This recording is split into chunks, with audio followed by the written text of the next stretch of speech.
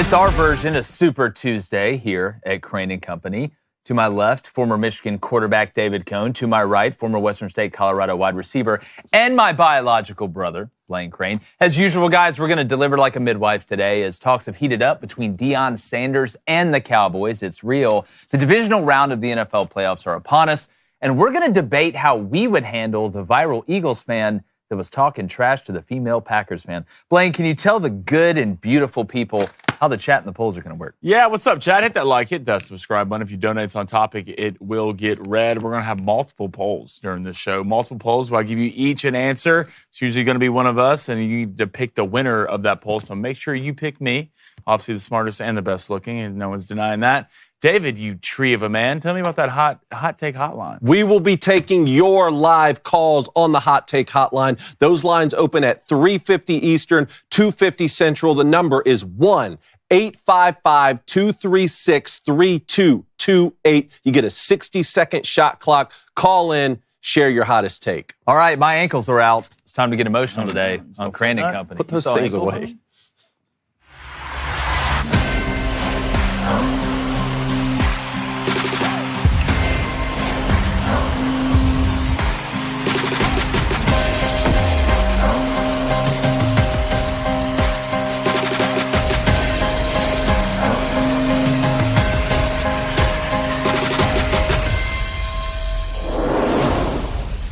We now know officially that Jerry Jones has talked to Deion Sanders about the Cowboys head coach opening. And while Prime has downplayed it, and he's smart, I think he should go. I mean, ultimately, it's his decision. I don't know him personally, but his stock will never be higher than it is right now. Because we don't know how well he'll do at Colorado going forward without Shedeur and Travis, because we have no evidence of him succeeding without them. That isn't to say that Colorado won't keep on improving. They've recruited well and done well in the portal. But the unknown is glaring, and the old saying, strike while the iron hot, has never been more relevant than it is right now. You make your biggest moves when your stock is at its highest. You take your biggest risks when you are peaking, whether that's leveling up or just using it as leverage where you're already at.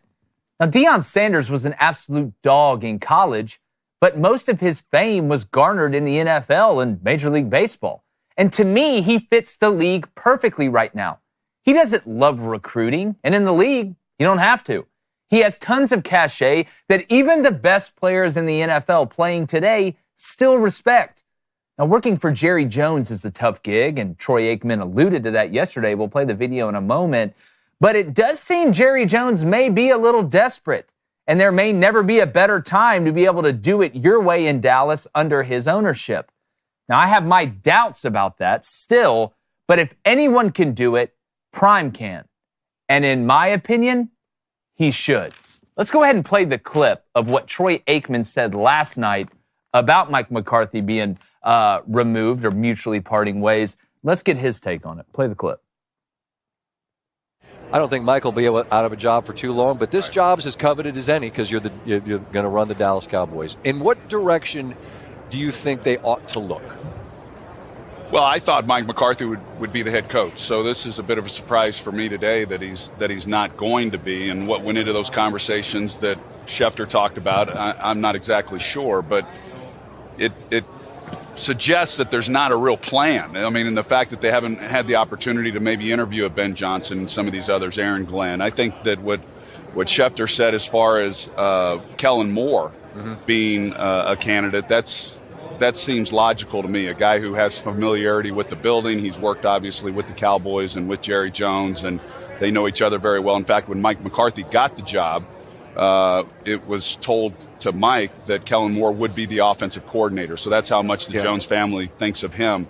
Beyond that, it's hard to imagine. As far as a coveted job, I don't know that that's accurate. I mean, really? I do think the Cowboys are obviously a high-profile team. Whoever is covered or whoever is head coach of that team is certainly going to draw a lot of attention. But I think most football people that take over as a head coach, they want to do it on their terms.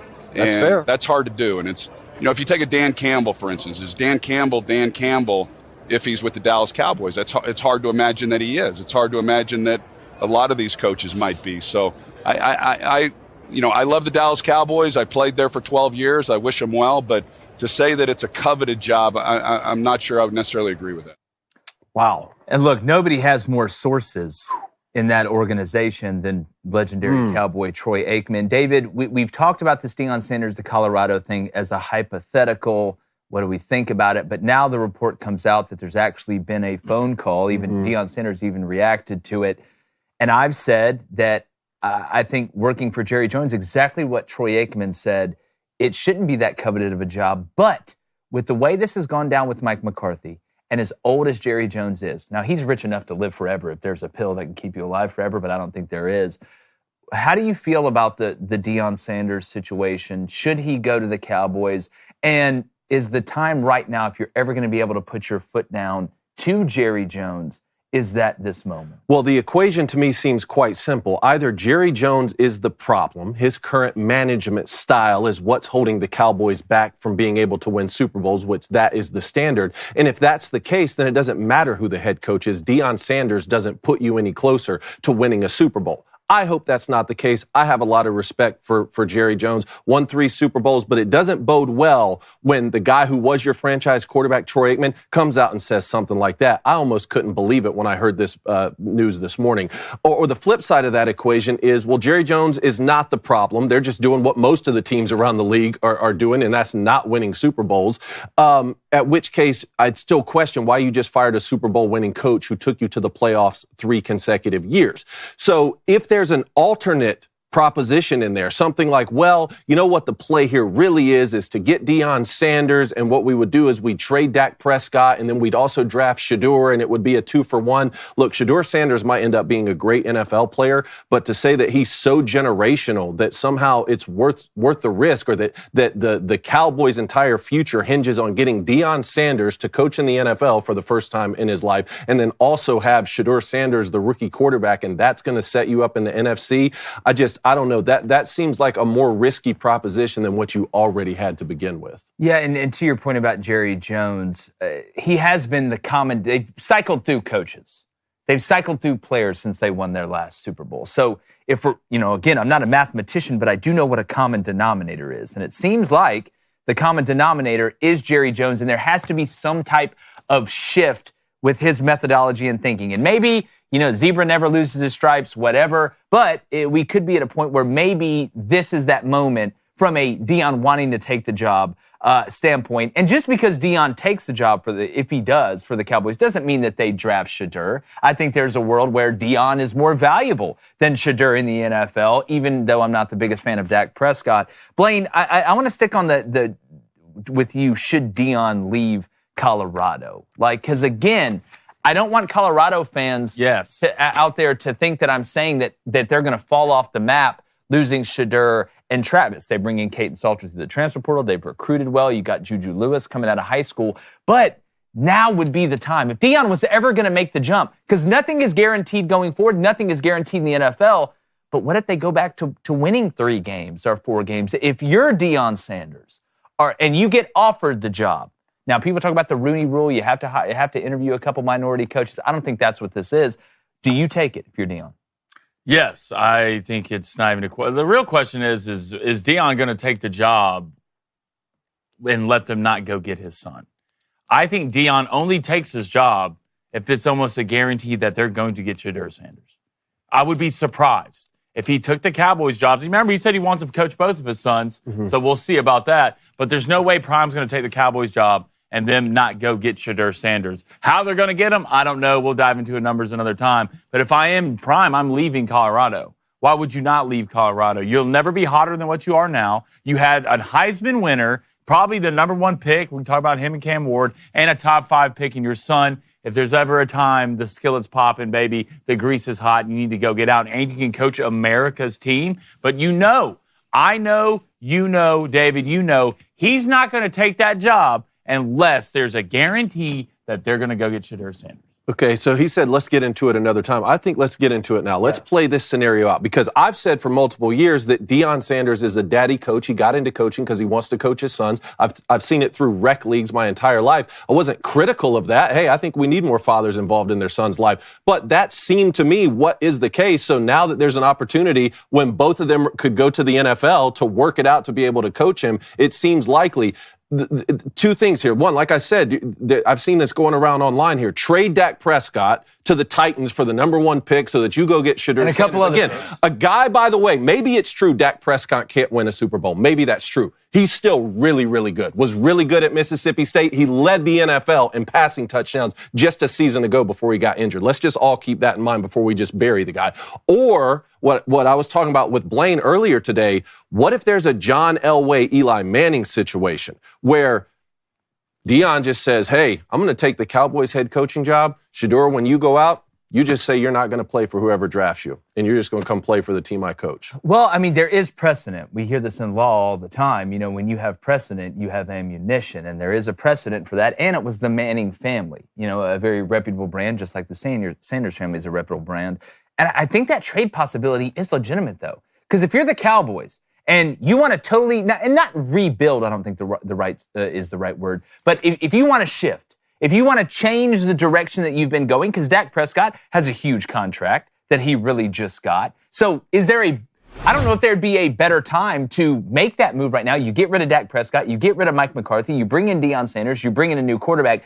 Is this the time to make the shift? That's the question.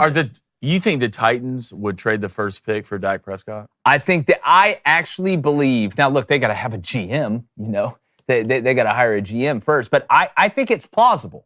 But again, it's like the military. They have equipment that's 30 years ahead of what we get. So these talks have already been going on about moves that are going to be made in the draft. So is there an inkling? Is the reason that Mike McCarthy was let go, or there was a mutual parting of ways, or Jerry didn't meet his demands or whatever, because something has kind of already been put in motion and that decision's been made? Because you don't make it on the day of. That's not how this works. I mean, if you were in the AFC, maybe. It has to be so frustrating to Cowboys fans to think that we would rebuild right now when the NFC is so gettable. I mean, granted, the Eagles are sort of setting the standard in your own division, but look at what the Redskins are doing. They're younger than you, and the 49ers, who have been the gold standard in the NFC, they're down. It's such a gettable conference right now to rebuild. Man, that's tough. Yeah, we'll see. All right, let's get to the chat here. All right, let's go to Matthew Cunningham. What's up, Matt? He says, bring Mike Tomlin to the Cowboys and Deion Sanders to the Steelers. Golly. I never put anything past anybody, especially in the NFL. If you're Mike Tomlin, though, I mean, why would you leave Pittsburgh? They've had 3 coaches in the history of the Steelers. Yeah, I don't see that happening. I don't think him leaving Pittsburgh, they might fire Mike Tomlin. I think it would take a lot. All right, let's go to David S. Appreciate it. David Spas, Cowboys fan. I know the Jones family ultimately value the brand and narrative of the Cowboys being more so that winning the Super Bowl matters the most. This opportunity will keep the Cowboys in the headlines, but I don't think Deion is the answer. Again, is there a guaranteed success that Deion would have success with the Cowboys? There isn't, but you know, when you look at it from the Cowboys' perspective, that's obviously different from Deion's perspective. I like how we've kind of talked about both. That's such an important point he brought up, though. Does that get you closer to winning the Super Bowls, making that higher, or does that just keep you as the top news story in the NFL? And casuals would love this, right? Deion Sanders back to where he played, and he gets his son somehow. That's a reality TV show for them. It's the same type of people who loved watching the Chiefs just because Travis Kelce's dating Taylor Swift.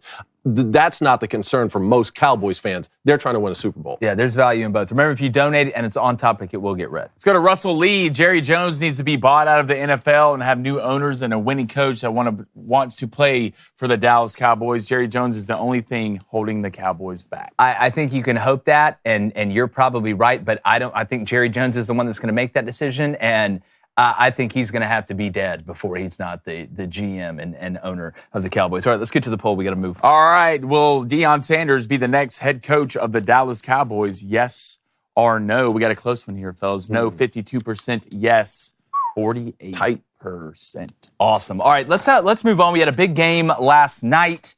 The Rams, Coney, were able to handle the Vikings pretty well. Yeah, man, this one wrapped up the wild card. So Rams 27-9 over the Vikings. Remember, because of the wildfires in Los Angeles, this game was moved. We have a couple clips here. We want to break down the game fully, especially get to the Matt Stafford fumble that was called an incomplete pass. I certainly want to show that video and talk about that. But, the biggest story here is Sam Darnold's performance, and it's back-to-back weeks now. Really couldn't have played any worse. Actually, there were some points during this game where I was watching him play, and I was telling Darby Lou, it felt like a comedian on stage bombing. Remember when we went to the Comedy Store and we saw this comic bombing, and the more they bomb, the harder they try, and the harder they try, the more they bomb. It was one of the worst performances that I've seen. At the same time, 14-3 throughout the regular season. Just before we even get into the game, Sam Darnold, future with the Vikings, what should happen? I think you got to move on from him. And I hate to say that because Sam Darnold was such a great story. But again, so was Hansel and Gretel, and we know what happened to them in Little Red Riding Hood. It's because of the expectations and the window for the Vikings right now. I think Sam Darnold was better as the underdog, but when you win as many games as they did during the regular season, he went from the hunter to the hunted. And look at the last two games when the expectations were at their highest. At the Lions, in a massive game that he did not play well in. And then in this playoff game in the wild card, he did not play well in. Now, it's not all on Sam Darnold. I thought the offensive line from the Vikings was terrible, and it's a team sport. But Sam Darnold underperformed overwhelmingly in the two biggest moments. So if you're the Vikings and you have Justin Jefferson and Jordan Addison, and you have this window where you're trying to match what the Lions are doing, and you're trying to make sure the Packers don't get ahead of you, and you drafted J.J. McCarthy in the first round, it's a timeline thing. Because Sam Darnold is never going to win a Super Bowl as a quarterback. He's just not. He can get you to the playoffs, but he's not going to win a Super Bowl with this team. Justin Jefferson ain't getting any younger, and he's got to really ingratiate himself with J.J. McCarthy. So are you either going to say we're going to sacrifice next year with Sam Darnold where we may make the playoffs and we're not going to win a Super Bowl, and Justin Jefferson, we're going to lose another year on his contract? Or do you use next year as a springboard with the quarterback that you hope is going to be your franchise quarterback? Because Sam Darnold came out of nowhere to do this year, and then the expectations hit and he struggled, and put JJ out there and at least learn. And who knows? Look at what Bo Nix did with the Broncos. Look at what Jaden Daniels is doing with the Redskins. Drake May's got a chance, right? Rookie quarterbacks are able to play at a higher level quicker than ever before. So if you're the Vikings, it is a timing issue. Props to Sam Darnold for a good year, but at the end of the day, you're not a Super Bowl quarterback, and the regular season are for regular guys. So, Blaine, is there any thought here that, okay, the Vikings have already drafted their future at quarterback in J.J. McCarthy from Michigan a season ago, had an injury before the season. Sam Darnold has to start, goes 14-3. His stock around the league is got to be lower, right, after these two performances, unless you have a GM who's just desperate, who does value the whole body of work throughout the season. But his stock definitely dropped after the last 2 weeks. Is there an element to this that's, well, this is the best time to re-sign him so that he can battle it out with J.J. McCarthy next season? And if J.J. starts, at least you have a certifiable backup. I mean, yeah, if you can get Sam in as a backup, for sure, that'd be the best way to go about it. A couple of things here. How far is J.J. along?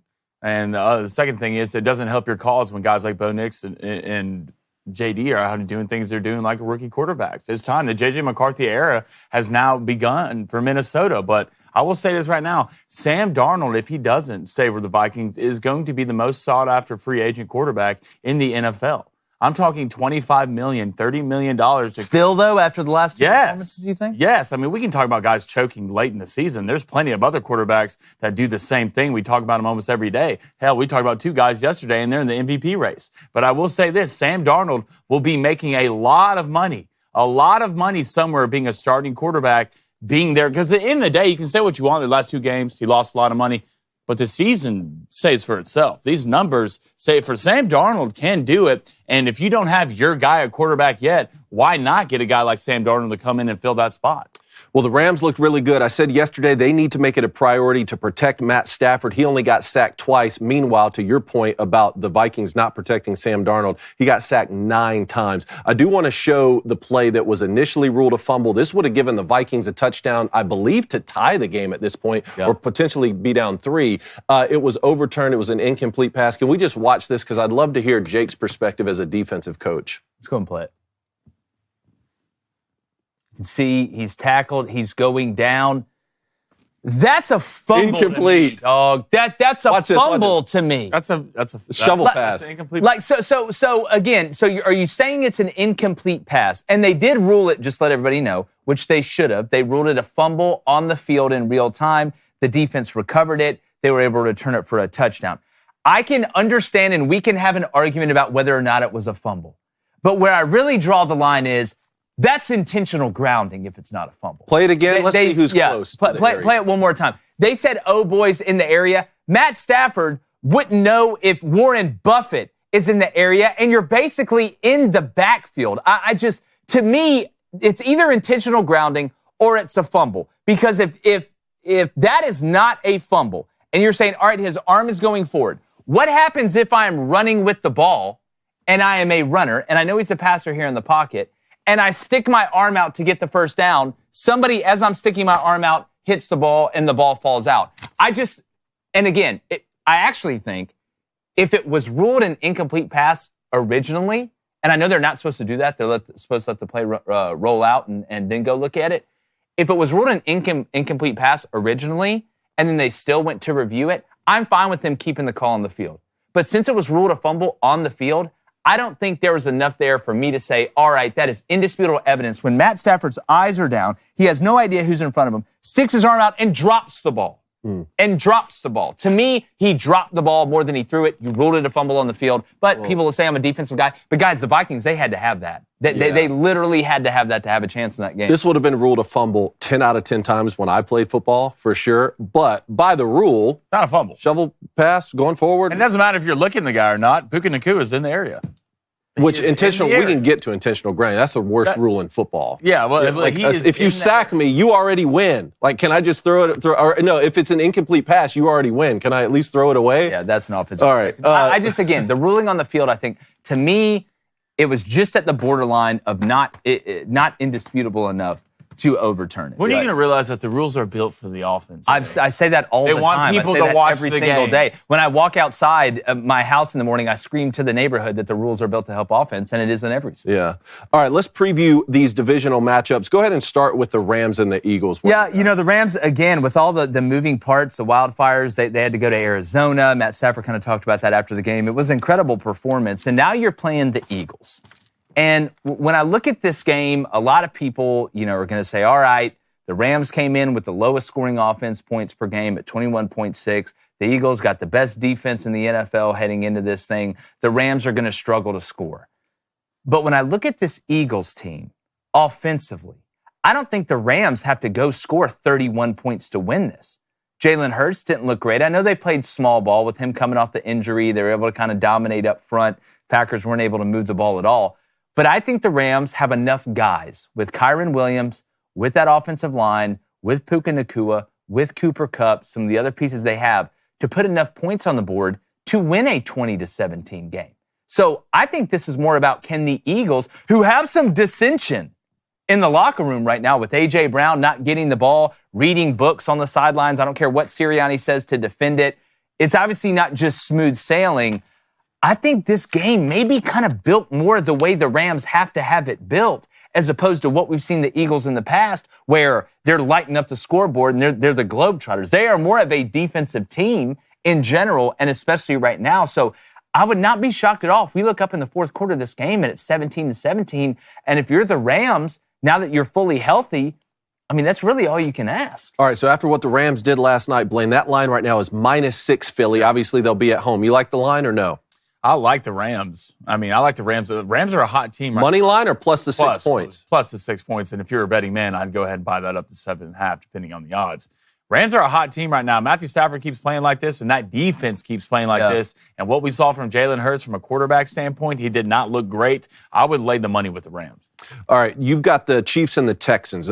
Texans 4 seed going to the Chiefs, who got the first round. This game opened at 7.5. Chiefs, the over-under opened at 42.5. Right now it's sitting at +8 for the Texans, -8 for the Chiefs, and the over-under actually went down 1 point to 41.5. And this game's interesting to me because if you think about the Chiefs, as dominant they has been, their offense has not looked great this year. It's been anything, I would say, good, but not usually the Chiefs standard. So I do think the Texans will have a chance in this game. C.J. Stroud has to play his best game as his career for a Texan. If you're going to beat the Chiefs in the playoffs, you have to be hitting on all cylinders for all 4 quarters. And if ever a game Nico Collins needs to step up, it's this. And I'm really interested to see how D'Amico Ryans is going to play this Chiefs team on defense. What are you going to do with Travis Kelce? Kareem Hunt has came along this year, and he's turning into a stable back like we kind of saw with the Browns. And do you heat up Patrick Mahomes? Because if you let Patrick sit back there, do what he does, run around, write a book, interview people, then throw a 40-yard touchdown pass, it's going to be a long day.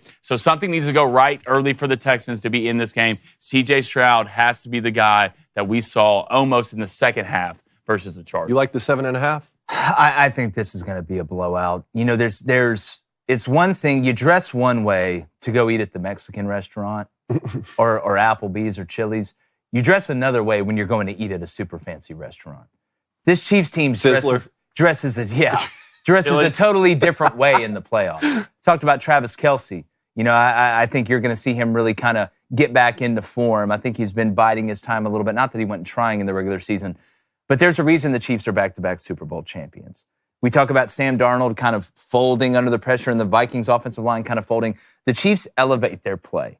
They understand who this team is. They're able to win games in multiple ways. We talk about Andy Reid. The best compliment you can give him is, he's an offensive coach, but he has a defense that's dominant and he understands how to play through it. And you have your superstar. You have all the ingredients. And you won a Super Bowl with a lesser roster last year. I think the defense is better this year than they were last year. I think the wide receiver room is better this year than they were last year, and you still have Patrick Mahomes. So you're at home. The Chiefs are different in the playoffs. You dress different at Applebee's than you do at the fancy restaurant. I think we're going to see, because the Chiefs understand you got to ramp up. Now is the time where you got to play your best, and you keep playing better, and you keep playing better, and you keep playing better. I don't think the Texans are going to be able to score. Yeah, look, C.J. Stroud, playoff wins in each of his first 2 seasons. Nico Collins, look at the way he's come on. Joe Mixon, great addition. They're looking better on defense. D'Amico Ryan's going to have that side of the ball dialed in, but can C.J. Stroud take care of the football on the road? And also for the Texans, your edge rushers, they just got to be hell. They got to be hell. They got to get after those tackles. But on the other hand, Andy Reid is so good, again, like I said yesterday, at turning a weakness into a strength. If his tackles are struggling against the pass rush of the Texans, whether it's Will Anderson, whoever they're throwing at you, he is going to have ways, and he has weapons, whether it's Xavier Worthy in the supplemental passing game, if they're not able to run the ball really well, or they want to get the ball out quick. Travis Kelce on the zone sits that he does so well. It's just hard to beat a moving target, and that's what the Chiefs do. All right, I'm going to take the Lions and the Commanders. Lions, the number 1 overall seed, had the bye in the NFC. Commanders beat the Bucs in the closest wild card game that we saw. This is going to set up the 6-1 matchup here. The line -9.5. Now, I picked the Lions to win the Super Bowl before the season. I'm going to stick with them. I really like this team, top to bottom. They seem to have been able to weather all of the defensive injuries, and we know on offense, they're just so explosive. And the way Ben Johnson, the offensive coordinator, calls these plays, Jared Goff's in a rhythm. Yes, David Montgomery went down, but Jahmyr Gibbs is just like saying, put it all on my shoulders. I had him on my fantasy team. I got to see this up close in person every single week, the way that he delivers. Wide receiver core, offensive line, they're built really great. The 9.5 points, though, seems like a lot to me when I'm watching Jaden Daniels do things as a rookie quarterback that really are unprecedented. And it sort of seems like that flavor of ice cream where the Redskins are built like they're young enough to really, not be afraid of any moment, too right? Stupid to know how big the But the coaching staff seasoned enough to prepare them, right? Dan Quinn's already led the Falcons to a Super Bowl. Cliff Kingsbury calling plays. 9.5 points in an NFL playoff game sounds like a lot, even though I'm going to take the Lions to win the game. What's the over-under in this game? Do you have it up over there, Blaine? Yeah, I can pull it up, and I will 55.5. Knuckles will be back for this football game. Yeah. Is he officially David back? Montgomery will be back. Mm-hmm. Yeah. What's their nickname? Knuckles and Sonic and Knuckles. Sonic and Knuckles, which is fantastic. They play into it very well. Yeah, they do. Well, Jahmyr Gibbs is wearing like Sonic cleats. For some reason, I always forget Jahmyr Gibbs went to Bama. Yeah, well, because he was after Georgia Tech. And then Georgia Tech. 55.5 to answer. 55.5. I love the over. I'm going to tell you what, the Lions are going to win this game in overtime. This is going to be a shootout. You've got you look at the offensive capability of both these teams and the Redskins. They're such an amazing story. All I've done is watch clips of the fans reacting of not having seen a playoff win in basically 2 decades and just how important it is and team of destiny. David, I think you bring up a great point about the youth of this Redskins team. I don't even know if we're playing with house money. I think, it's real when you are who you think you are. And I feel like the Redskins feel that way. And Jaden Daniels is not going to be afraid. The Lions defense, I still don't trust them. I love what Dan Campbell does.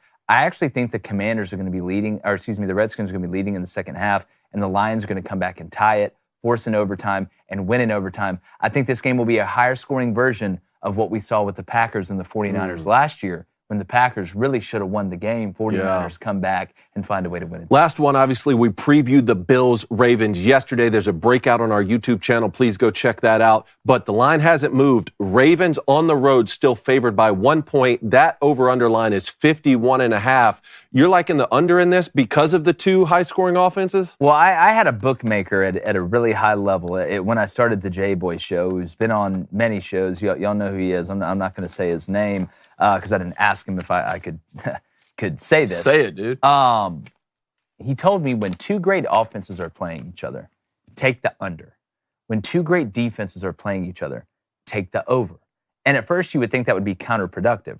But I've done it, and it hits at about 70% of the time. And if you really look, we think about Lamar Jackson and Josh Allen and the offenses and Derrick Henry and what, the Bills are able to do.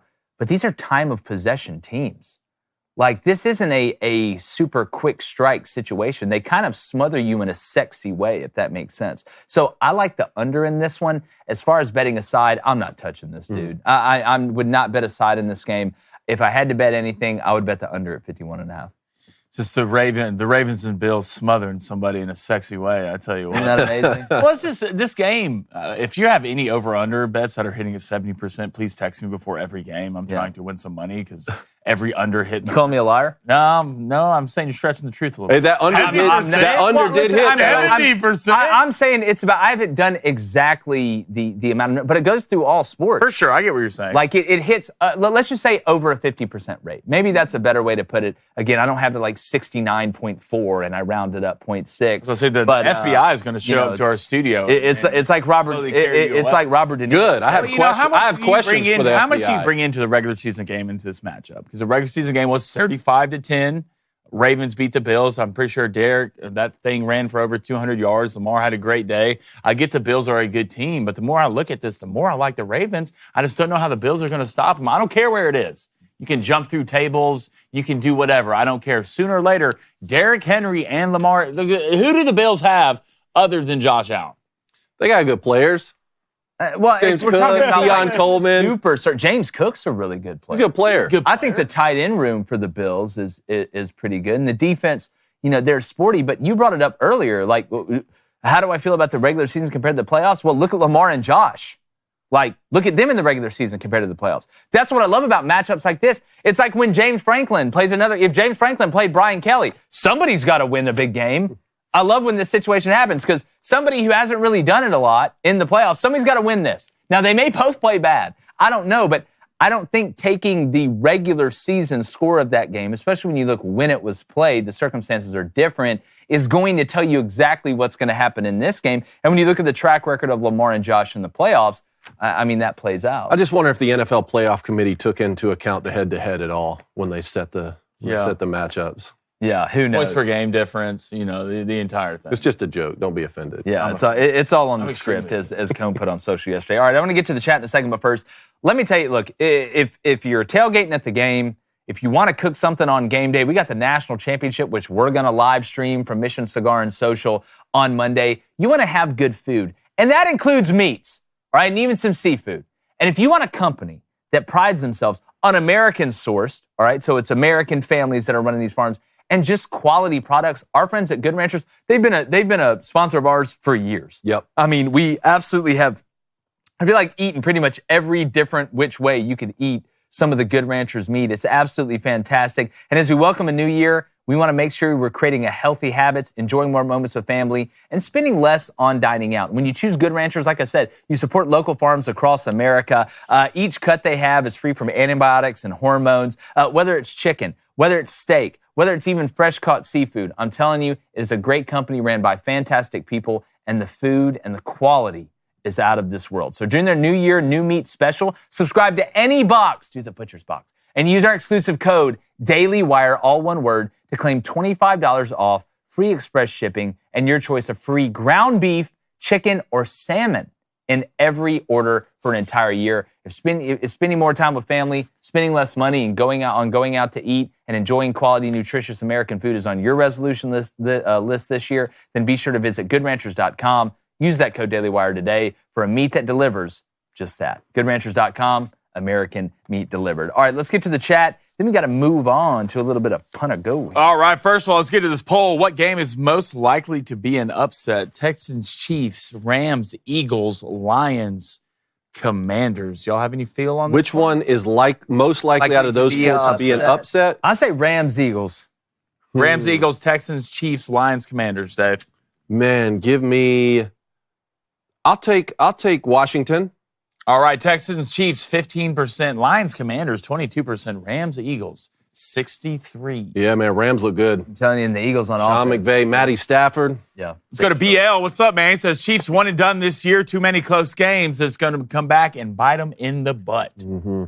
All right, what else we got? Let's go to a $3 donation from the Lion Man. He says, what's up, guys? Love the content. Appreciate it, brother. He says the Lions are going all the way this year. Patrick Mahomes' offense is not as good. Their defense is as par as usual, but Patrick Mahomes will not get it done. I'm putting my money on Dan Campbell and Jared Goff. On a personal note, if we're going to get purse for a second, I want the Lions to win it. And you picked them, didn't you, to win the Super Bowl before the year? I want the Lions to win it. I've never been to Detroit.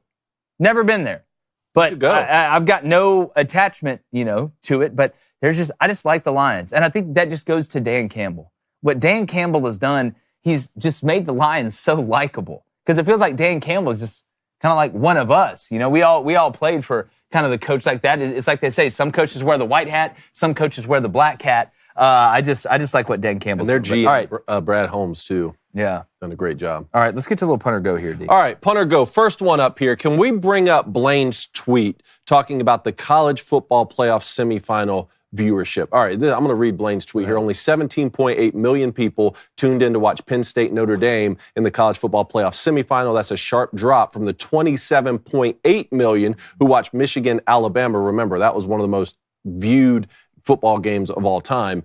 And that was last year's semifinal. That's a huge decline. So Blaine pointed this out on social media. And since then, we had gotten the analytics in from the second semifinal game. Looks like all combined, it's a 17% year-over-year decline. So my statement to you guys here in the first Punt or Go, and remember, these guys can affirm the statement I'm going to make by going for this. They can punt and reject this statement when they punt this. So the semifinal viewership and the decline is because the 12-team playoff format is flawed. Jake, Punt or Go? I'm going to punt. I think this is blatantly obvious. The reason the viewership was down is because the region that cares the most about college football, we can have an argument about who's the best teams, but we can't about which region cares the most about college football. The Southeast wasn't represented. Now, Texas is in the South. They're not in the Southeast. You ever been to Texas, it's in the South. It's hot as hell out there. But the Southeast had no representation. So, therefore, there is going to be a drop. Because when you take away the region that cares the most about it, you're going to have less eyeballs. It's like opening up a all-you-can-eat buffet and not letting fat people in. You're not going to make as much money as you would if you let the fat people in. And that's not a joke about people in the South being fat, but we love our fried food. So there's no correlation there. So there's no correlation. But this is why I just always assume that these big media companies are going to put a team from the Southeast in. That's why I was shocked that SMU got in over Alabama, because it's a business. If you want to make haircuts, you want to cut people with hair. That's how it works. You put the most people with hair in there. It's the same thing with college football. You didn't have representation from the region that cares about it the most. It just means more is about the care factor, not about who always is going to have the best team. Those are two different things. Semifinal viewership was down because the 12-team playoff is flawed. Punt or Go? I'm going for this 1,000%. I think you do have something to say with the SEC. I don't think Texas fans are going to appreciate what you're saying. They're part of us now. Get over it, all right? But I will say this, the calendar's all messed up. It's all messed up. I mean, you got to think about this. One, it can't be slated over with the NFL. That needs to stop immediately. At the end of the day, who gets more views, college or NFL? The NFL is more popular. The NFL is more popular than college football. It's always been like that. We need to get away from that. Second thing, I mean, you're close to New Year's. You're close to celebrations. Obviously, people are not going to watch. I think ESPN only carrying it is going to be a huge deal anyways because everybody hates those guys, including me. And the third thing, I mean, I know there wasn't huge teams in it, but the format has to be fixed. It has to be fixed. The seating's all messed up. Everything about the 12-team playoff right now is a disaster, and the ratings are showing that. We have to change the calendar. It's the only way we can fix it. Okay, so just hit on the calendar point real quick, because for decade upon decade, college football ended on New Year's. You played the Rose Bowl, New Year's Eve, New Year's Day. Then we set a championship that was like a week later or 10 days later so they could play it on a Monday. Now you got the 2 semifinals, and people have moved on mentally to the NFL a lot of times after New Year. Is there anything about the calendar that makes sense here? To a certain extent, I think there's some logic there. I mean, we talked with Tim Brando about starting the college football season earlier, a little bit last week, and that would make sense to me. I would love to get college football earlier. It's why I like to eat dessert for lunch. I like nice things earlier.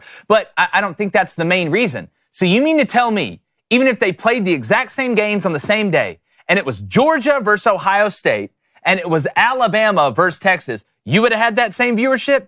Man, hell no. I don't care if they played an NFL game in the middle of Tuscaloosa. Look at that. Look at those two teams we just put up there. Alabama and Michigan. The perfect representation. The Southeast and the Midwest. Who cares about college football the most? The Southeast and the Midwest. The SEC and the Big Ten. The Big 12 is sprinkled in there a little bit because you are in the South, but you're not in the Southeast. I think if it would have been Alabama versus Ohio State in that game, or Alabama versus Michigan again, I would love to see the numbers on the ReliaQuest Bowl. That's what I would like to see, because I think it's more about the teams that you put in, because if a team that I either love or a team that I hate is in there, and if you're in the Southeast, whether you're Auburn, you're LSU, you're Tennessee, you're Alabama, there's not a lot of middle ground with teams. There's not a lot of, oh, well, I'm really indifferent to them.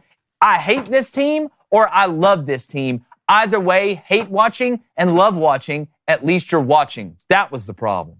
ReliaQuest Bowl viewership, 6.5 million between Michigan and Alabama for a game that wasn't a college. That has to be a record for the ReliaQuest. Quickly, to put a button on it, do you think, I'm just looking at the numbers here, do you think the viewership would have been higher had those semifinal games just been right into the college football playoff and you hadn't had the rounds leading up to it? 1,000%. You think it would have been higher? 1,000%. Well, see, I thought you were going to say that the 12-team format was flawed because you didn't have a team from the Southeast, right? But you didn't put enough teams. I mean, no. I mean, you can blame the Southeast for that. No. And this is why I don't get mad whenever we talk about, hey, if you're ESPN putting an Alabama in there over somebody, I may not like it, but it is a business. They're trying to make money. We don't say that about any other business. We don't get upset when they put Chinatown where all the Chinese people are in New York City. Why do they do that? It works the other way around. Well, the other way around. Like, it makes sense to do that. It's a business. But since it's college football, we look at it in a different view, and we're like, oh, that's corrupt. Or, hey, I agree with, Danny Cannell. It's an interesting topic for sure. Definitely. All right, you got the Eagles fan here. Yeah, this is one. I want to play this video in a second. This has gone viral. Okay, this is at an Eagles game, and I mean, Philadelphia's disavowed this guy. I don't think he can go back to an Eagles game. But this is an Eagles fan berating a female Packers fan. I'm going to get to the statement in a second, but I want to play the video first. Can we even play this? Can we play this, Justine? I think she maybe did some magic. All right, let's go ahead and play it. Okay. Let's go ahead and play it. After reviewing the play, the runner was short of the goal line.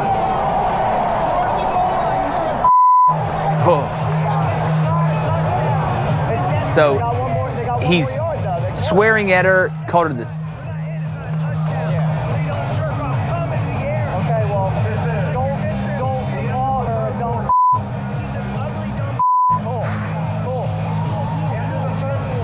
You don't get the full effect with the bleep, do you? Yeah, he called her an ugly, dumb C word. It rhymes with punt. I don't think I got to go any further into that. So my statement, Len, I'll start with you. Taking your girl to an away game in the opposing team's jersey is a liability. Punt or go? Go. 1,000% go. Like, if you've been to a football game, and trust me, I have plenty of stories I can sit here and tell you. If you bring your girlfriend/wife to any football game in the opposing team's gear, things are good. You better be ready to go to jail. You better be ready to get arrested. because you are opening the door for something to pop off. 1,000. If it's me and I'm in that stadium, that guy's catching action immediately. He's catching hands. We're not making it out of the stadium. He's catching hands immediately. But I went to an Ole Miss game with my girlfriend and didn't know exactly where the seats were. They ended up to be in the student section, decked out in Auburn gear. And when I tell you I was like fighting in the jungle, I got in 4 fights and I got 2 drinks thrown on me and spit on, and I ended up getting kicked out. If you ever bring your girlfriend or wife to an opposing team, a foreign country, which is basically what you're doing, you better be ready to throw hands because the things that are going to get said to her are irreversible.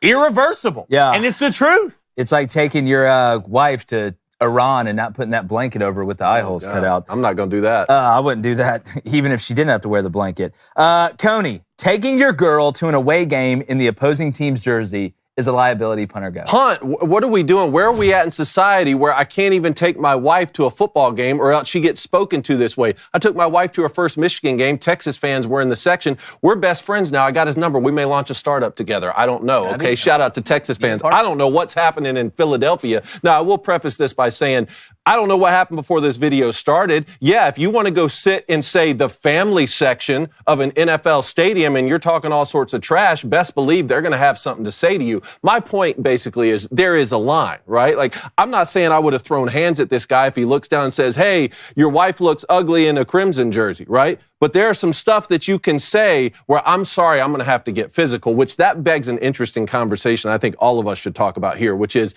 this guy now has gone viral. His information's out there. Like, is his life even worse? He got banned from the Eagles Stadium. Is his life worse off from the virality of this than it would have been if this guy threw hands on him? I think it's a great question. I think, to me, what you're saying is, was it the smart play by the guy to video it and dox him? Is that more hurtful to him and overall than just beating him up? Because the restraint not to get physical with him right there. I know myself. Me too. Right? Like that guy's soft. Yeah, it's to me, I think it's 2 things. 1, did you have a conversation with your wife before you went in?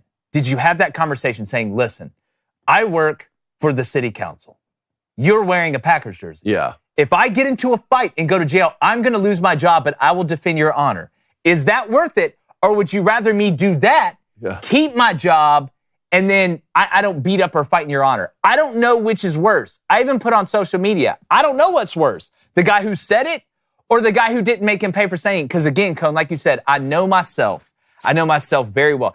And do I know what would happen with me working here if I did that video and then beat him up and got arrested? Would I still have a job? I don't know. I have a new baby girl. Here's what I would say. We ain't going to the game. And if we're going to the game, you ain't wearing that. Because I'm going to have to fight. If I took my wife, who's an Alabama fan, to an Iron Bowl at Auburn, wearing a Crimson Tide jersey, somebody's going to say something. And I know myself, I'm going to get pissed. And I'm trying to work on myself. I'm trying, but I am Kurt Crain's son. It's very quick. You sound like Jules in Pulp Fiction. If I was in that situation, though, and that man said, oh, shut up, woman, or something, okay, that's one thing. We'll trade places. Say it to my face, and then we'll figure it out. But you either put your hands on my wife, not even punching her, but just touching her, or you call her that.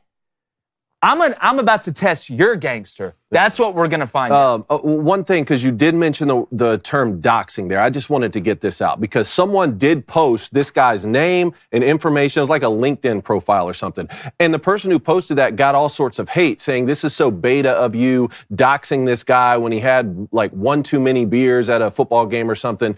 A couple things like that can't be an excuse. You had a couple beers to talk to a lady like that. And again, I don't know what happened before the video started recording. Let's preface it by saying that. But 2, just on doxing, I thought doxing had a specific definition of like giving out someone's address or your kid's school. Yeah, where they find his LinkedIn. Physically harm you. Like, I love that this guy is like his name's out there that we know who he is. Now, I'm not saying he should lose his job necessarily, but repercussions because we've been able to identify you after your behavior, I'm all for that. Well, it's again, the guy, I feel like you had one of 2 options. Either you dox him or you beat his ass. Like, those are the 2 options you have. Like, because how weak would you look? Like, think about it. We're married. You have a girlfriend. Like, how weak as a man does that make you look? Like, so what's next? You gonna let him talk to your kids like that? Like, you have one of two options. You can the long game, which is what he played, or the short game, which is probably what would have happened to me in that situation. Now, if you're gonna win the fight, I don't know, that's different. But the fact I'll show up, that's the thing. I just miss the good old days where you're not worried about doxing. You're not worried about like you would just fight each other. Yeah. You would just that's it. Yeah. You would just fight each other. And at the end of the day, that guy needs his ass whooped. Yeah. He does. That type of guy needs his ass whooped because it might have never happened before. And some people deserve to be punched in the face. And that's that guy. Hell, you could have videoed it, the interaction, and then put the phone down and proceeded to whoop his ass after that. First of all, I would so much rather lose a job if that video came out and they thought I was the problem. Yeah. I don't want to work at that place. Yeah, true. I'm going to defend my wife's honor. I can't go back home and look my wife and kids in the eye after some random dude, the same people who booed Santa, so I'm not surprised that much, said that to my wife. That's insane. Well done. All right, you got the Rick Barnes video. All right, I don't know if y'all saw this. We got this video. Let's go ahead and pull it up. We're going to watch the video first, and then I'm going to ask you the question. Let's go ahead and roll. This is Rick Barnes, the head basketball coach at Texas. I took him out first play of the second half because he didn't shoot the ball. That play was designed for that shot. And I told him, I said, if you're not going to do what you're getting paid to do, you sit over here because he is getting paid to do that. All right, fellas, punter go. Paying college athletes will ultimately hold them more accountable. David, punter go. I think that it's awesome that Rick Barnes said that. I mean, that's where we are in college athletics. I'm going to punt this, though, because like I've said for years, every time I walked into Schembechler Hall, I was being held accountable. Trust me, in every facet of the game, no matter how much I was being paid or not being paid when I was there. I think the type of guys who respond to like money being withheld or fined or statements like this are the type of guys who are already going to be accountable when it's just a scholarship on the line or when you're in high school and it's just that, hey, that's the way that you represent yourself. And the type of guys who aren't going to be held accountable when there's money on the line are already not going to do that. We see it all the time in the NFL, the NBA. What was it yesterday? Anthony Edwards, $285,000 he's been fined so far this year. So I think I know what Rick Barnes is saying. I just don't think there's that big of a difference between him saying, hey, I took a player out because he's not doing what he's paid to do versus I took a player out because he's not doing what I coached him to do. That player would have still gone out, right? I'm going to go on this. And not because nobody got paid before NIL, but you're making even more money now and it's public. But what I'm happy about is that somebody finally said it. I've been saying this since NIL got started. Stop treating 18 to 22-year-olds like they're 10 years old. All they did was, and I'm glad you got NIL, but all they did was complain about coaches can go here and we can't. And you got the transfer portal. They're getting paid and we're not. Then you got NIL. If you want in the business, there's two sides of the business. And I think down the road, ultimately, is the key word. Not right now, because the athletes have all the power. The contracts aren't great. They win every lawsuit. But eventually, we're going to get to a point where the contracts are clean, they're buttoned up, there's an expectation. You get paid to do this, and you're not doing it. There is going to be repercussions for those actions. I don't care if you're 18 years old, you're making an ungodly amount of money. If you're a 13-year-old, starts a lawn mowing business, and he charges people for cutting their lawns, and he does a bad job, you're not going to cut my lawn again. Not because you're 15 or 13, because you did a bad job. Money talks, BS walks. You want it in the business. There's two sides of the business. Thank goodness Rick Barnes had the balls to say this, because I've been saying it for 2 years. Coney, rebuttal? I'd like to ask these coaches a question, because with college athletes nowadays, it seems like the main statement is, hey, it's all about the money. I got to make a financial decision. I got to go and do what's best for my future. However, I'd like to ask these coaches, if you put these athletes to the test and said, hey, you can either be fined $15,000 tomorrow of your NIL and collective money, or you can go run the stadium stairs fully, like we used to have to do when we were punished. I think a lot of them in the moment would just choose to be fined. Is that not even an easier way out than some of the physical punishments that get burned in your brain and in your muscle memory, where, yeah, you don't want to lose $15,000, but in the moment, you know what? I'd rather do that than run the stadiums and be held accountable. I'd rather take a bullet to the face than run stadiums. That's what my point. Oh, for $15,000, I'll run the stadiums. Are you kidding me? Some of these guys grew up with no money. Yeah, had dirt you floors. say that. That's why I'd like to ask the coach. But see, that's where let's do it. Let's put. Well, it that's why I think there still is, though. Even though I said that, a big difference in somebody that's in the professionals and then in college. Anthony Edwards, as bad as it is, he can afford to lose $285,000. He's made millions and millions and millions of dollars. These guys are trying to get to that point. You're acting like every single college athlete is being responsible with their money, though. Yeah, no. I'm not. They might go spend it on a down payment for a new Lamborghini they have for 2 weeks. They would, but at least they're spending it on a Lamborghini, not to run steps. That's why I phrased it as I like to hear. Let's not bring up Carson back, guys. Yeah, I know. He's like the richest player ever in the NIL era. But I'm just glad Rick Barnes said it. All right, Rick Barnes, the Tennessee head coach, I said Texas, who also used to coach. He used to coach at Texas. He actually went to Texas and just won. Are those not the same universities? Yeah, a lot of two different places. You'll have to deal with that one. Yeah, later. Good luck, David. Hey, have fun on social media. All right, let's get to this poll. Who won Punt or Go? Blaine, Jake, or David? David with a sturdy 20%. Jake coming in at 29%. Blaine, 51%. I'll believe it. Why does it every time I win something, it's just y'all try to dox what me? Gets typed in the chat. Hey. I need to go back and look. Unless I win, it's election denial. I tell you what. Yeah, I want to read. There's a couple hanging chats. You guys are something else. I've got to see. All right, David, how long until the phone lines open up here? Phone lines are open now. Get those calls in. 1-855-236-3228. All right. It's Tuesday, which means we're going to get a little schematical, just like you guys love. It's time for Huddle Up. David Cohn, talk to him dirty.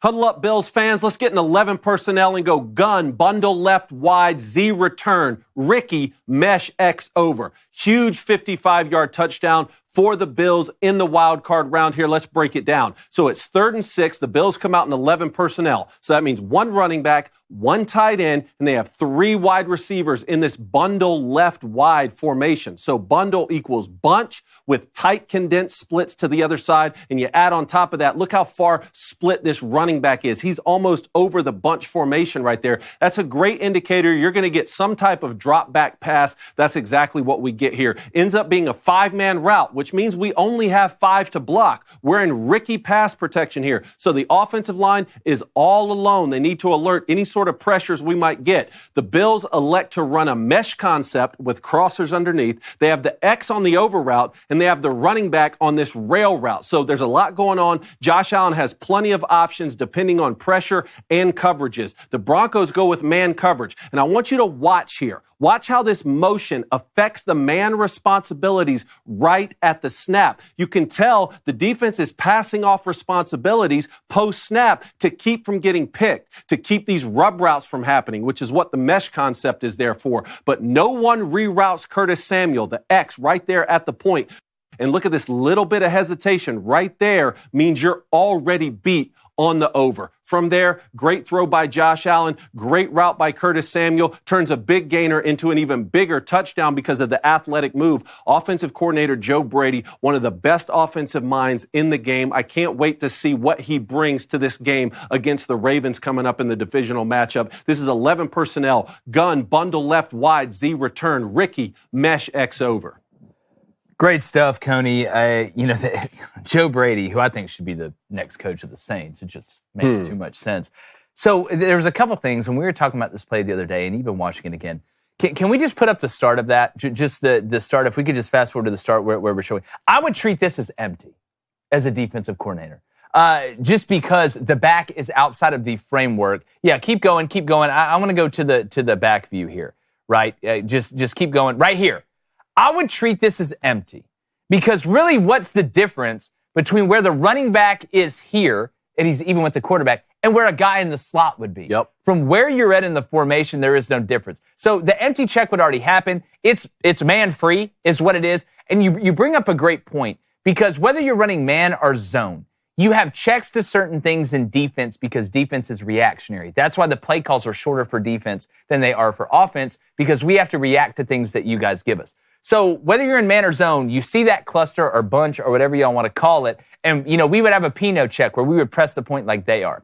You know that call has been made. This is what happens when you have bad communication that leads to bad leverage, as you brought up, because those two things go hand in hand. If we communicate it wrong, my leverage will be wrong, and that motion helps. The play is nasty, but this was a lack of communication because just to dive into it quickly, and Cone, Blaine, you guys both know this, from a defensive standpoint, even if I'm in man and we're playing cat coverage, even if it's 0, and I say, I've got him, you've got him, you've got him. If you come out in a cluster or that 3-man look, we can still play match coverage to it, which means we have one guy inside, 2 guys outside. It's where they wind up, not where they line up, because y'all love to cross and y'all love to do it early. So if I'm the corner on the outside, I could end up picking that motion guy up, even if he's on the inside at the snap, and not have to go chase, because unless I'm wrong, y'all want us to chase, because a chase leads to what? Rub routes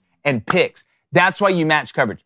Obviously, the communication did not get to this interior guy, and the linebacker is extended because the running back is extended. That's why I would treat it as empty. We would have an empty check to it. That's just a combination of 2 bad things happening at once. But you got to credit Joe Brady because he put you in conflict. That's what he wanted to do. That's what the offense. And y'all know who this happened to, right?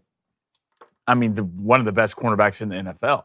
That's Patrick Surtain. Yeah. Patrick Surtain's the guy who busted us, and I don't think his effort was that great in this play either. I know the score's not great, but if you run back through the play, and you don't usually see this from Patrick Surtain. It's usually it's all go all the time. Well, this play, you're down. I don't think it was as much effort as it was. There's indecision in the play, which causes him to have to redirect, because he's supposed to stay inside leverage of this.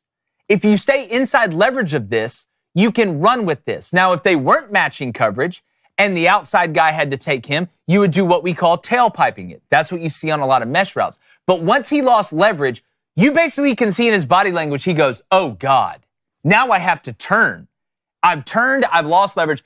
I think probably the worst part of this play is that you missed the tackle.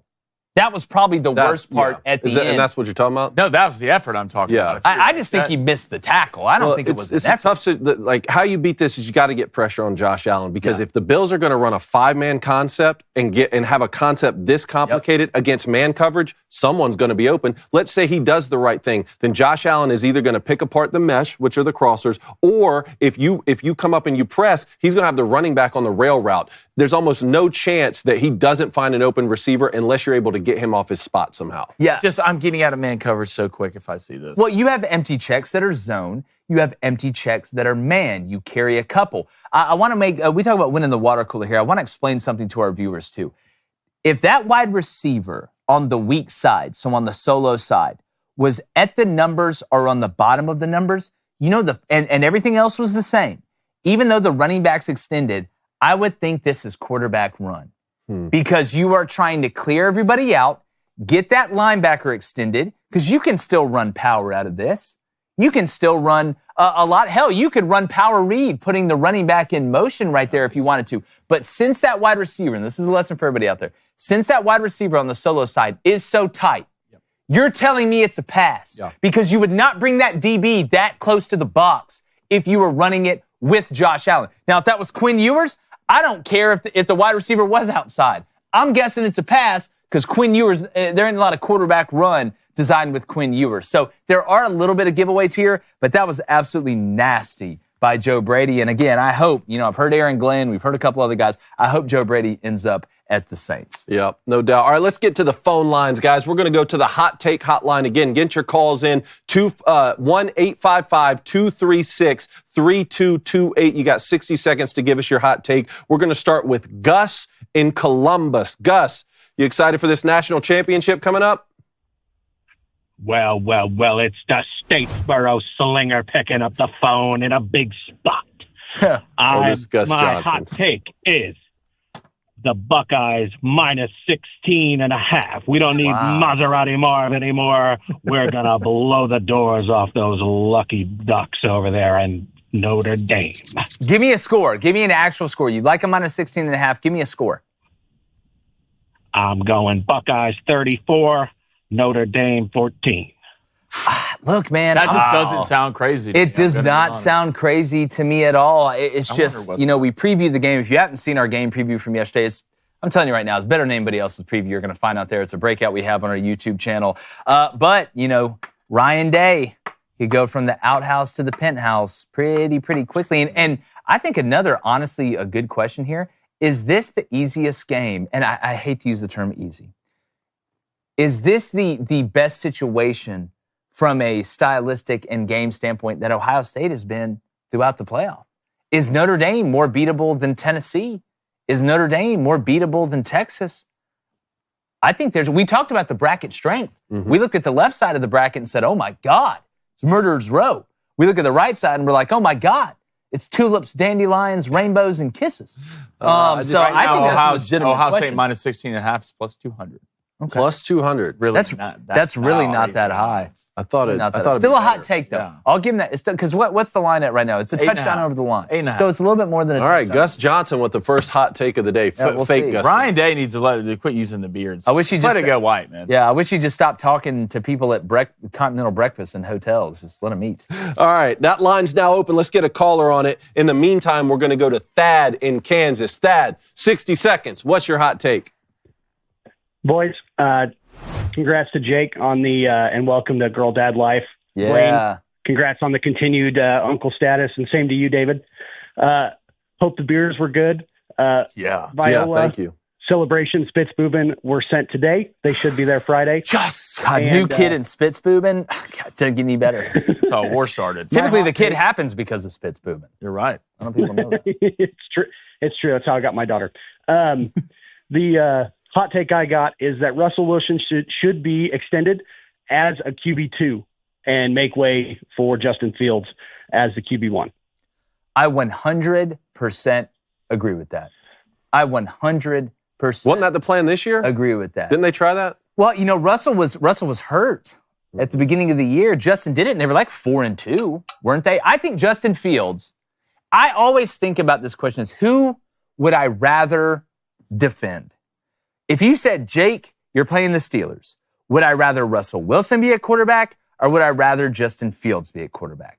I would rather Russell Wilson. This Russell Wilson, maybe not Russell Wilson from the Seahawks back when they were rocking and rolling, but I would much rather face Russell Wilson than Justin Fields. Because I think Justin Fields, while he may not be as high of an IQ as Russell Wilson right now, I think it's going to continue to get better. But Justin Fields, from a run standpoint, is an absolute problem. And I'm talking about quarterback design runs. Russell Wilson ain't up there running Q counter anymore. All right. But also from it's a horrible play, he can turn it into a great play. So I agree with you 100%. So how many times would you run this experiment before it has to I just see Russell Wilson's cheeks. Like, I just don't think he's a good player. I think he's a mediocre player. Anymore, right? Anymore. Well, yeah, he used to be. Prime Russell. Look, we go back to Wisconsin days. I mean, Russell was nice, but, he's not that guy anymore. He's just not. Ever since he married Sierra, it's just gone downhill. Yeah, so take him out of it, though. Justin Fields.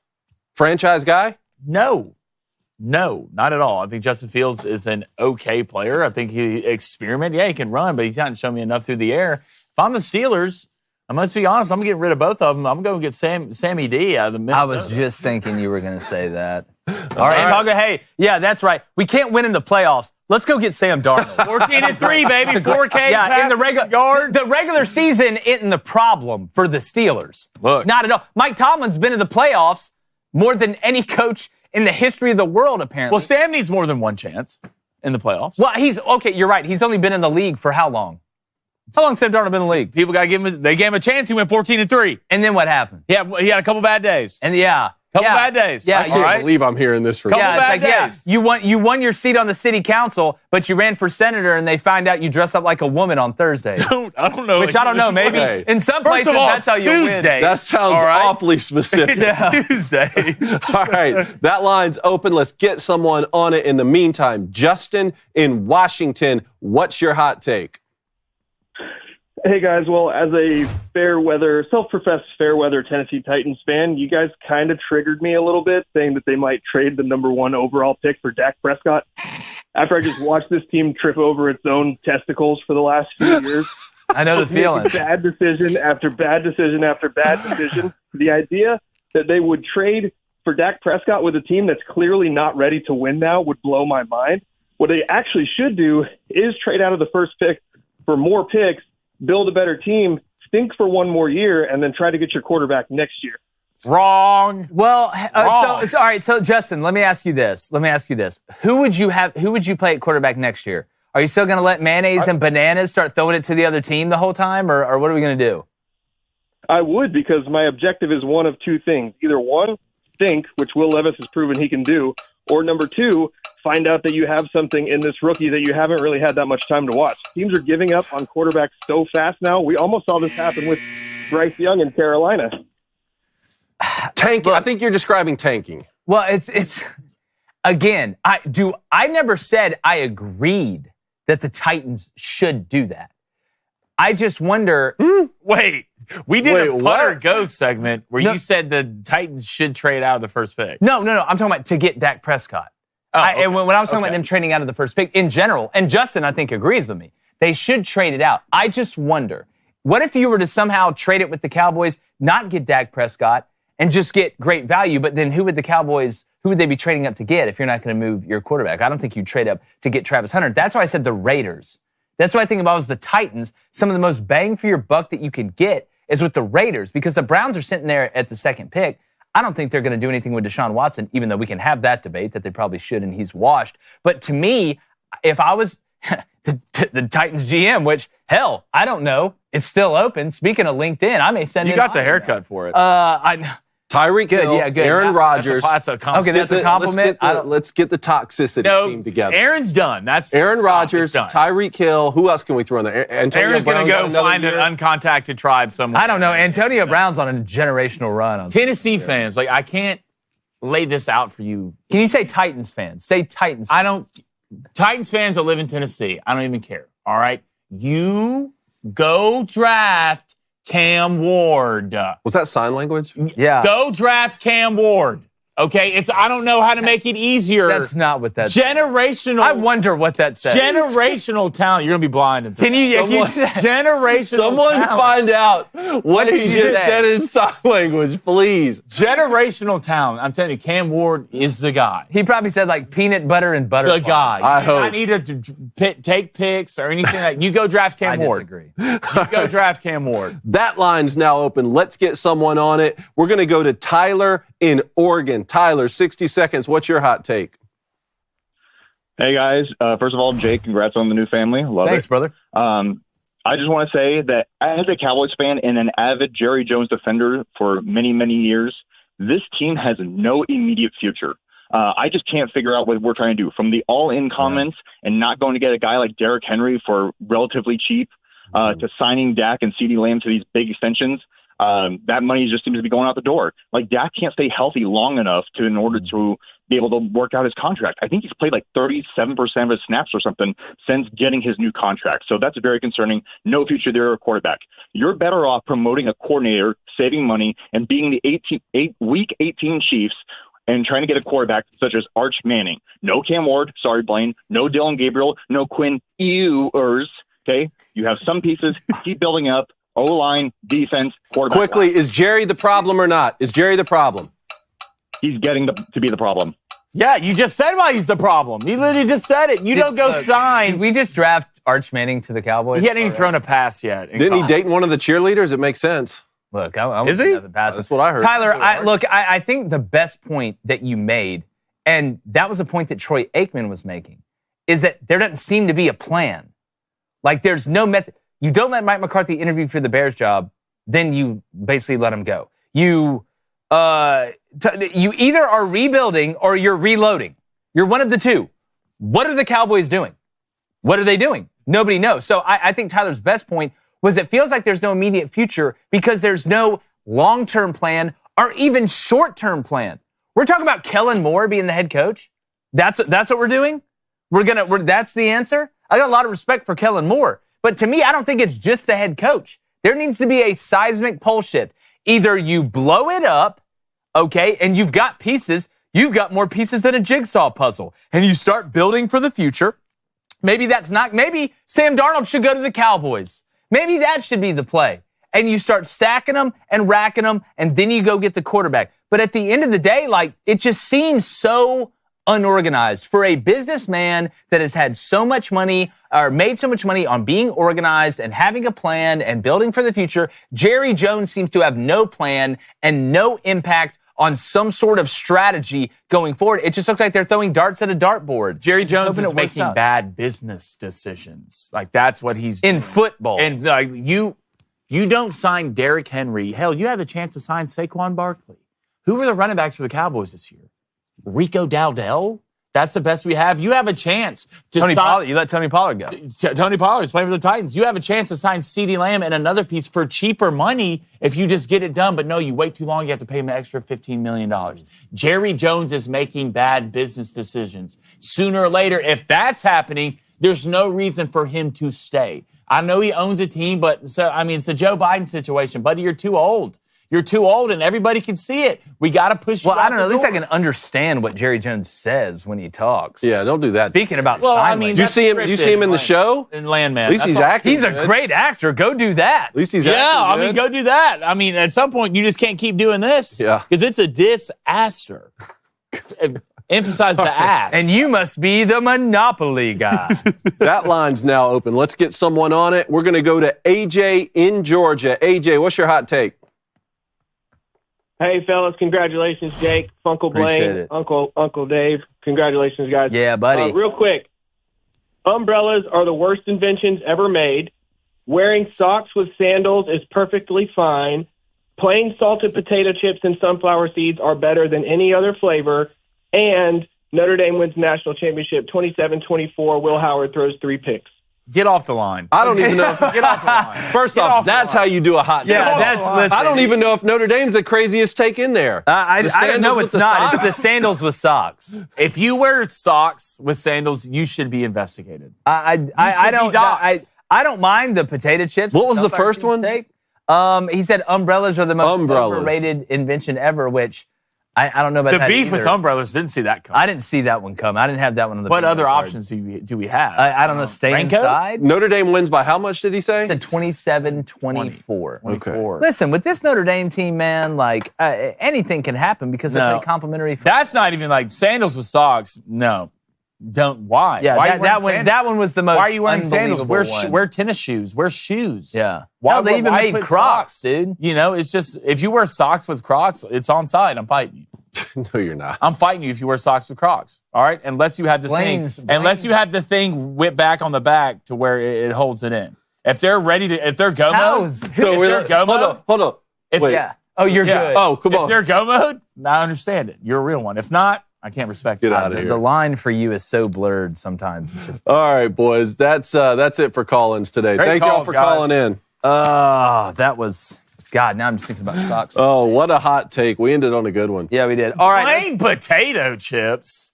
The worst thing ever. Even the original sunflower seeds aren't the best sunflower seeds. What are the best sunflower seeds? I mean, you can have an honest conversation about ranch and barbecue. Barbecue. I think you can too, but I'm going to go out there a little bit. I think the dill pickle seeds are pretty. Stop it. That's not even a regular flavor. That's not the base flavor. It's dill flavor. I didn't know we were talking about just. Well, I'm saying off what Tyler from Augusta said. Is he from Augusta? I don't know. We don't know that. Don't put his. Don't dox him. You need to be doxxed after you say you wear socks with sandals. All right. Someone says worse than what Speaking that about guy doxing. did. I'd love to dox everybody associated with Boston College and Notre Dame. Yesterday, I went 1-1. Rutgers had them plus 3.5. They ended up beating UCLA. Wasn't Mick Cronin's fault. He's 53 and has over 500 wins. Yeah. But had Boston College and Notre Dame over 140. They decided to score 138 points. So hate. So tonight, going back to it. Alabama, minus 11.5 at home against Ole Miss. Guys, I think we can say officially Ole Miss has the best duo of coaches in major sports that they've ever had with Chris Beard and Lane Kiffin. Really impressive what they've done. But Alabama, one of the scariest teams in the country because they're beating people to death and they're not shooting the three well. So that's a little bit scary. They're playing at home in that trash dump they call Coleman. They need a new arena. I think a lot of Alabama fans would agree with me. I'm going to take them minus 11.5 at minus 108. Then Providence and Creighton. A little Big East. Give me over 144 at minus 112. Pop Isaac's out for the year for Creighton. That sucks. But they got that thing from 300 in Kalkbrenner. That's another guy we didn't talk about for the Cowboys job. I mean, Nate Oates. Yeah. Nate Oates right now. You know, you want to talk about a fix a culture hire.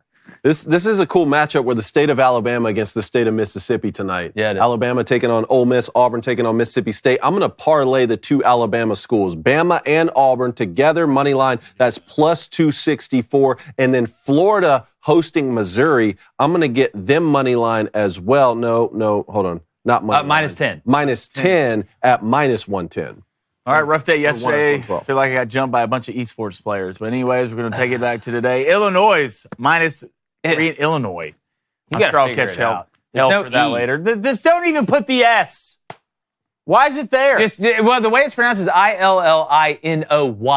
Think about it like that. Illinois. You're fighting a losing battle, brother. They're not going to Socks change with it. sandals things just threw me off. I'm heated right now. I'm triggered like that one caller earlier. -3.5, -110. They're playing Indiana, which is not a really good basketball team this year, which is surprising. Like this pick. The Mississippi State +8.5, -118. Really? Big cover. Auburn almost slipped up against South Carolina. Are we Denai Broom's hurt. Denai's out. Is he out? Heads are falling off. I think he's going to be out about a week and a half, 2 weeks.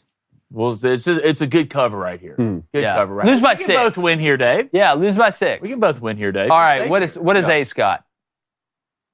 No, you can. Well, yeah, you can because he's got a +8.5. That's right. He's going to go Kentucky at home against Texas A&M without Wade Taylor, which means Phelps is going to shoot it 75 times. The Wildcats -6.5 at -110. Then Arkansas on the road at LSU. Boy, Cal, he seems washed like a dirty car, but we'll see if they can do it tonight. They're going to take Arkansas money line at -1. How's Arkansas doing this year? Bad. I mean, well, I knew they were going to be bad when they started to come out and 0-. ask people to buy tickets. Well, it's just like the thing I don't understand about Calipari is, like in his press conference after the game, he's like, "Oh, when do we play again? Oh, we play on Tuesday. Oh, I thought it was Wednesday." I wouldn't be saying stuff like that. You're probably, I'm sure you knew when you were playing again, but after starting 0-3 in SEC play and just looking lost, it's tough. I don't think the way to go about it's like you don't know what's next on the schedule. They're 11-5 right now, 12th in the SEC, though. Yeah. David, are we fitting it in a minute today? 3-game losing streak. Yeah. David, are you fitting in a minute? Yeah, hold on. I know you went over yesterday. Minute 14 was yesterday. No, I did not because they didn't have the clock. I didn't hear it going off. I thought I had my time. Excuse me. You are getting a little. I could feel it internally. I'm like, man, are we not getting close? But it never ticked. You are getting a little. It's like this. It's like this. If the play clock doesn't hit 0, it's not a delay of game. I'll take as long as I want if you don't set the clock. Well, there's a clock you need to have in your head, just like when you're in the pocket. I'm not breaking the rules. I'm just taking advantage of what's there. All right, okay? so we got a minute on the clock for Cone. He's got to go through the sports headlines. Justine, are we ready? Yes, we are ready. All right, David, in 3, 2, 1, fit in a minute. Michael Lewis, the man arrested for stalking WNBA star Caitlin Clark, appeared in court this morning and was immediately disruptive. Judge Angela Davis gave the defendant multiple warnings and went so far as to say, quote, "You have the right to remain silent, and I expect that you exercise that," unquote. The 7-game suspension that the Miami Heat imposed on star Jimmy Butler ends this Thursday, but Butler reiterated to team president Pat Riley that he wants to be traded. So far, the team has received multiple offers, but has not negotiated further. The Houston Texans waived wide receiver Deontay Johnson this morning. He was claimed off waivers from the Ravens after he refused to enter a game against the Eagles in December. Obviously, the Texans face the Chiefs this Saturday in the divisional matchup. Texas wide receiver Isaiah Bond is leaving school early to enter the NFL draft. The Speedster clocked over 22 miles an hour against UTSA this season, and he totaled 99 catches for 1,400 yards during his 3 seasons at Texas and Alabama. Most famous reception coming on 4th and 31, gravedigger play that beat Auburn. Nice. With 3 seconds to spare. Also, Matthew Golden from Texas entered the NFL draft. There's a couple. Tyler Warren from Penn State declared for the NFL draft as well. Good luck to those guys. Texas will reload. I mean, Sark, Texas and wide receivers, this goes together like peanut butter and jelly. Yeah, I mean, well done, David. Thank you. Proud of you. All right, if you donated today, thank you so much. Really appreciate it. We're going to start with a $10 donation from Slug Drew. How do you feel about Clemson picking up Tom Allen? Kind of hit it yesterday. Is he any better than Wes Goodwin? I think he is. Not that Wes is bad, but I think the best part about it is Dabo is evolving. We're seeing this transfer portal going to take guys from other places. If you're a Penn State fan, I understand you kind of being confused, maybe a little pissed off about this, but don't worry. Not only is Drew Aller coming back, which he's got to continue to get better, but Nicholas Singleton is coming back as well at running back. So you kind of got that punch coming back as well. But no, Clemson, Tom Allen, hell of a DC. It's going to make you better. I think it's a really, really good fit. I'm wondering if Tom will ever be a head coach again, or if he's going to be a coordinator at these high-level places and then kind of ride off into the sunset. So a $10 donation from Jeremy P. Appreciate it, Jeremy. I love what Rick Barnes. Do you think we're going to see more coaches come out and do the same thing? I think it depends on the coach. You know, it's funny. Saying what Rick Barnes said, I think there's 2 types of coaches that can say that. Really young coaches and older coaches. I don't think you see in-between coaches saying that. But having Rick come out and say it, because I think a lot of us think it, and it's a good thing that players can get paid for NIL. We get paid for NIL. But we also have to understand that they are adults. and that they are getting paid for performance. That's what this is. It is paying for performance. So it's a great lesson for young people. At any point in life, in your job, if you're not performing, you will not get paid as much, or you will not have that job. We don't want to set these guys up and think, hey, then you're going to have a bunch of Deontay Johnsons running around out there that don't want to enter the game against the Eagles in December. So a $10 donation from Ashley P. Appreciate it, Ashley. She says, I don't know if I could sit by and someone talk to me like that and my husband didn't do anything. I just don't know if I could look at him the same way. That's what I was more interested in, the female perspective. Because I know what I know a lot of my buddies would do. I know what I would do. I just wonder from and I forgot what movie it is. Cone, you may know it.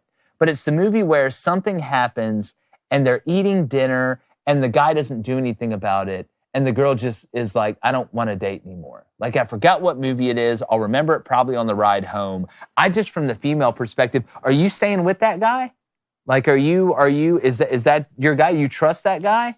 I think the female perspective on that is fascinating. Let's get a $5 donation from Armetti Mom Spaghetti. Says, schedule change idea, Army, Navy, week 0. Move regular season up, eliminate 2 bye weeks. Conference title game, Thanksgiving weekend, play through December, Natty, January 1st.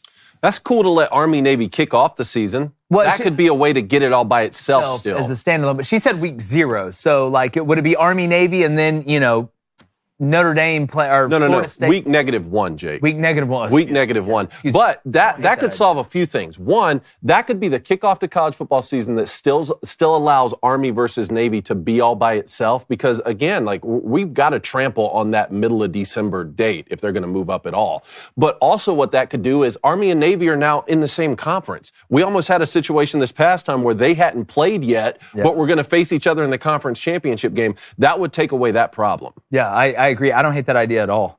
All right, let's go to a $2 donation from Tyler Timmerman. What's up, man? He says, as a Titans fan, do not put that Dak juju on us. Get him as far as away from our program as You're a smart man. I heard it's Tyler official. Timmerman. He's already been traded. It's done. Oh, God. You know what? Nothing. The Titans got to get a GM first. Because it may. Yeah. I mean, I'll do it. Yeah. At this point, you picked a guy who eats mayonnaise by the spoonful. And we're surprised. He had a great pro day. He eats bananas with the peels on them. Well, I do know one show where all 3 guys, and again, we're not always right, but I do know a show where all 3 guys sat up here and said, don't trust him. Don't trust it. So a $5 donation from Drumo. Appreciate it. It says, Eagle fans are the biggest a-holes on earth, and we're perfectly okay with that title. Come to Link at your own risk. Well, it's bad when even the Eagles and the Eagles fans are like, you're even too much of a POS for us. Yeah. I mean, that's like 40s Germany calling somebody racist. That just is not, you got to do bad for that to happen. That's bad. $3 donation from Tommy P. Appreciate it, Tommy. He says, fly, Eagles, fly. Someone get that fat chick out of the stadium. Case in point. Y'all are monsters. Y'all are something else, I swear. Oh, it's perfect. Man. $5 donation from Mr. D. Appreciate it. Who the heck would pick a fight with a dragon? You're damn right. You're absolutely right. Let's go to a $5 donation from WTH. It's time to talk about the most important thing when Trump inevitably conquers Greenland. What conference will Greenland State join? That's, it's okay. Is Greenland State an actual college?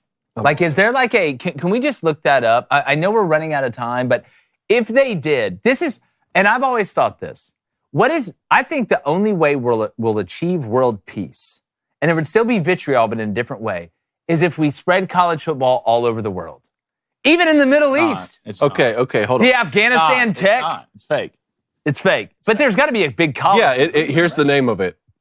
Udenheim. Worse. Ilsimatsuki Feek. Sukarsfeek. What did you just say? Yeah. Get this. Hold on. I don't know if it's the new Pac-12. ILISIMATUSARFIK. See, we're going to have to change some things. No, we got to change it. It's not like Greenland State. Ismastusarfik is Greenland's first university offering graduate programs. Look, you're not going to fit in the SEC well. Yeah, hey, listen. This has got ACC written all over it. And now it's got Big E. Well, if we're in football, there is no more Big E's. Yeah, this has got either ACC or Mountain West written all over it. Illis Marstukerfeek, 3rd and 10 here. Yeah. I feel like I'm watching a BYU game. Yeah, I don't. That's. I feel like that's what Nicolas Cage had to figure out to find the map on National Treasure. All right, let me roll through these real quick. $2 donation from Mr. Jocko. What's up? Says, I do not watch it because it's on ESPN and not local TV. I can't watch that 4-letter network. God, I don't blame you, but again, I got to watch the games, dog. $5 donation from Cuse. What's up, Cuse? I have a proposition. Create a Netflix series where MMA champs attend Eagles games in the opposite team's jerseys. Would make for fantastic content. That's actually an amazing idea. Hold on, but one more thing here. Below it says this is also called the University of Greenland. Let's go with that. Yeah. The University of Greenland, known as Illis Marstukerfeek, was originally established as an Inuit institute in 1983. Oh, Eskimos. There's a lot going on. Yeah, Greenland State.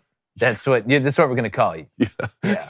I'm going to pay you $100. I'm going to give you $100. I'm going to pay you $100. All right, that's the donation of the day. $2 donation from WC. What's up, man? He says, Brett is coming at you with his arms out, Blaine, the Master T.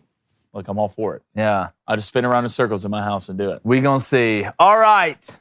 A lot of fun today. Got a great show for you tomorrow. And don't forget, we're going to live stream the national championship game. Monday night, Mission Cigar and Social. Make sure you're there. Even though there's no team in the Southeast, you'll want to hang out. We're going to do live bets, have a lot of fun. And I will be back with the boys. So the trio is complete to make the Mega Ranger. And like the chances, me not getting excited about going home and kissing that little girl with the big cheeks and my baby. We're going. Oh.